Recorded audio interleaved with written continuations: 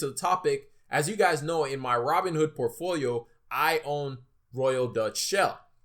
And as you can see, Royal Dutch Shell is not doing so hot right now. The main reason for that is because they announced that they will be cutting their dividend for the first time since World War II. And basically, when you read it, it says that the Anglo-Dutch firm announced that they'll be cutting their dividends from 47 cents to 16 cents per share. It posted a net loss of $24 million in the first quarter of 2020. In the first quarter of 2020, with a profit of $6 billion in the same period a year ago.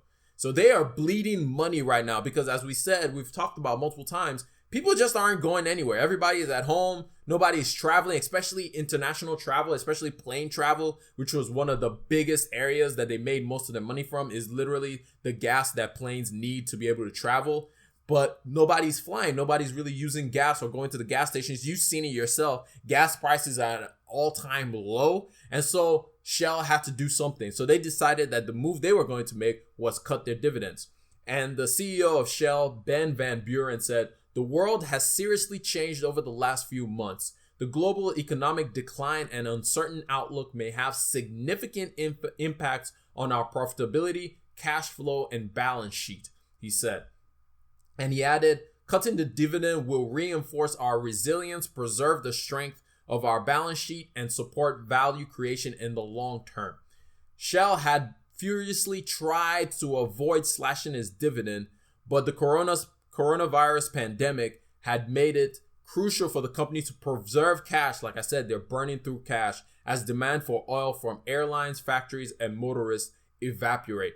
It is estimated that Shell will free up $10 billion if their dividend were reduced. So to me, that's a good news. Like, as an investor, one of the things is I'm looking forward. I'm not just looking at what it is right now. So I'm not as mad about Shell cutting their dividend as long as they're not taking out more loans in order to fund. Like, one of two ways that people can play dividends. The way is we're bleeding so much money so we can take loans to keep paying out dividends, or we can cut our dividends and ensure that our business is going to have the money to survive. And that's what Shell is doing. A lot of companies are just going to say, nah, we're just going to keep paying out this dividend. We'll take out all kinds of loans, but that's just going to lead to bankruptcy. That's why I'm very careful about what companies I select. This payout ratio is a big deal for me, but for oil companies, it usually is all over the place. Like I said in the past, payout ratio that I usually like to see will go to my favorite company to always mention, Microsoft, because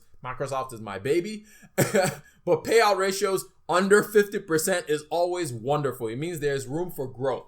For oil corporations, there's not that much room for growth, especially now where we're starting to change our use of energy. However, until we get to the point where we're able to change our energy use, I still think that the oil industry will be a good investment to make, especially to at least get some of those dividends from these companies, especially right now. At one point, Shell was, if you look at their 52-week high, this doesn't have it. Let's go ahead and Robinhood.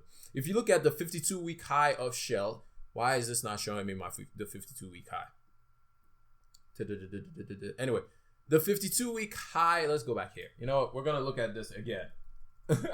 Royal Dutch Shell. Let's search that. And let's go to summary. And let's bring up the information. So if you look at the 52-week high, Shell was trading at $67 per share. But now it's at $30 a share. Now, do I believe Shell is worth only $30? No, because everybody still relies on gas. It's something that is regularly bought, is regularly used. We're just going through a period right now where everything is at all-time low. So I am going to be looking at possibly investing in the oil industry because I just believe that over time, this will grow again.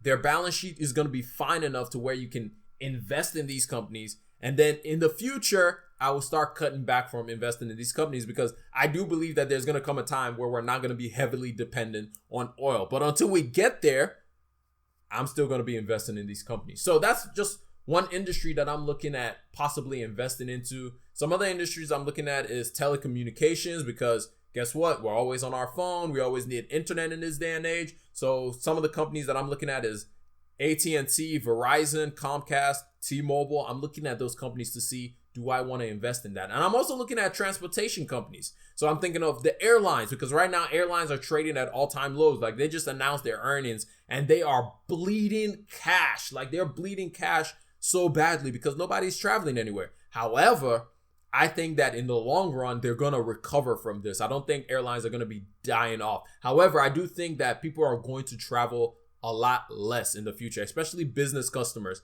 Now that business customers are realizing that, hey, we don't necessarily have to meet person to person all the time. We can actually do most of our transactions online. That's going to go down. However, I don't think that, for example, let's go look up Delta and how much it's trading for right now.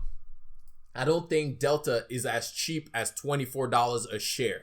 I mean, last year it was trading at over $63 a share. So I don't think Delta is that cheap. However, I think it's a good price to buy Delta. But anyway, that's just me and some of the companies that I'm looking at. The reason why I haven't purchased any of these companies is just because I have not done enough research to understand the companies that I'm buying into. It's just like when you want to buy a new laptop, you do all your research before you decide, I'm going to put $1,000 on this computer versus that computer. You take your time, you do all your research, and then you decide on what you want to buy. It's the same thing with companies.